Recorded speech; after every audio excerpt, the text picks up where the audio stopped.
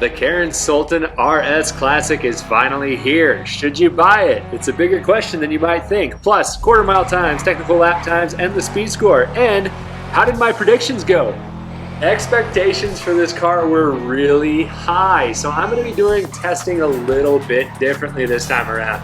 Instead of just putting it up against some comparable cars, we're going to put it up against the best in every test. See how this thing can handle the Calico GTF and a drag, the Jester RR as far as top speed goes, and the Growler at my test track. It's going to be fun. We got a lot of good stuff coming.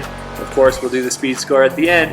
And this video is going to be a little different from my other ones. Before, I was getting a little bit away from what I wanted to do to begin with, which is just high quality content. I was trying to get videos out quickly so that I could beat certain people to it and get some views, maybe find some more subscribers. Well, YouTube shut me down accidentally and basically killed my channel. So I know that's not going to happen anymore. Now I just want to put out some really good high quality videos with some good information. Hopefully you guys will enjoy that going forward. Let's get going. La Puerta Dragway, the place we know and love, and the acceleration king of the tuners update on the left, the Calico GTF. The Sultan RS Classic already kind of has a reputation for being quick. Is it as quick as the GTF? That's what we're going to find out here. And you can see the Sultan gets off to a pretty good start, but the Calico GTF beats it to the 8th mile. That's still a pretty good 8th mile for the Sultan RS, so can it catch up? It does not catch up on the way to the quarter mile. Let's see if it has some acceleration at the top end. Can it get to the half mile quicker than the Calico GTF? No, in fact the Calico is going to pull away and it's going to absolutely annihilate this car all the way to the standing mile line. So, is it acceptable as far as acceleration goes? Well, let's take a look at our drag results here. You see the GTF on top, but the Karin Sultan through the 8th and quarter mile is actually pretty quick. Both of those times are quicker than the Pfister Growler, and they're not too far off from my projections, only about 1/10 of a second. So its acceleration is pretty much right on par with what we were expecting going in. But now we're going to put the Jester RR that you see here up against the Karin Sultan RS Classic at Seaside Speedway. Which one of these cars is quicker around the track? We're going to do average speed based on the lap time, and that'll give us a decent idea of top speed. The Sultan RS Classic isn't maybe the quickest, but can it at least hold its own against the Jester RR? The Jester RR so far the king of speed in this update, just like the Calico that we just saw was the king of acceleration.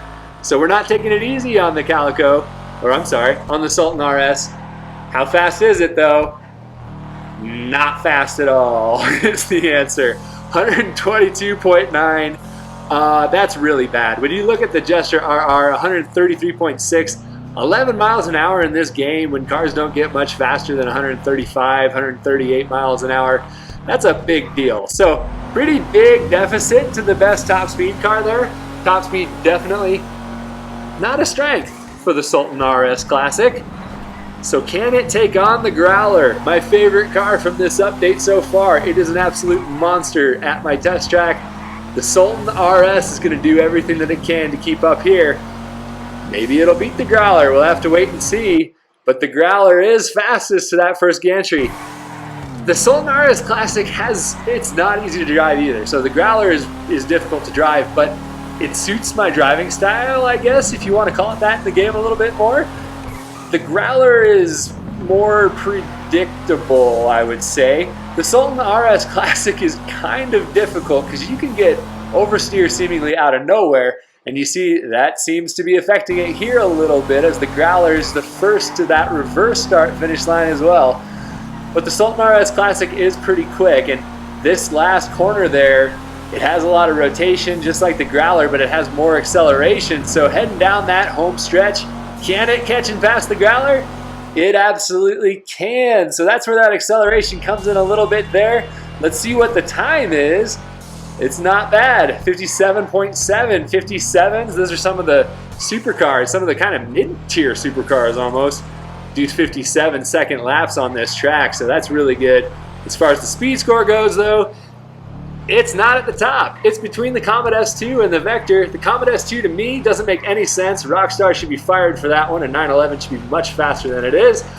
So, it's not one of the best tuners. What does that mean? What are the best tuners? The Jester RR holds its spot in third. The Calico GTF, second place in the speed score with a 90.8, and still at the top, my favorite, the Pfister Growler. It doesn't get much better than the Growler. I absolutely love that car. It's a lot of fun, but this isn't about the Growler. This is about the Sultan RS Classic. So will it win you street races? Yes. Like I said, it's a little tricky. The back end likes to come out on you whenever you hit a bump, which doesn't really do you any favors when you're racing on the street. You can hit a curb, you can go over a bump. You got to be really careful on your throttle. As long as you're paying attention and you're able to control the throttle, it's going to be really quick. And you see that in the test track lap time that we just did. The acceleration is there. I wouldn't go racing it at the business end though. The top speed is just really, really bad. So let's just avoid that altogether. But I don't mind difficult handling cars. I actually like them quite a bit. It gives them some personality, makes them feel a little bit different from anything else. My biggest gripe with this car are the customization options. Rockstar just got straight up lazy. It's basically the exact same as the regular Karin Sultan Classic, even though this is the RS Classic. You get the wide body fenders. It looks kind of like the 2.2B STI, which I love. But man, they got lazy. So yes, it will win you street races. Yes, it's a good car. Yes, it's fast in a straight line. Its top speed is absolutely terrible. Should you buy it? I don't know. You tell me what you think. I'd like to hear from you in the comments. Let me know if you're going to buy it or not. And thanks for tuning in. If you enjoyed it and you're not already, don't forget to subscribe to the channel. Thanks so much, and I hope to see you next time.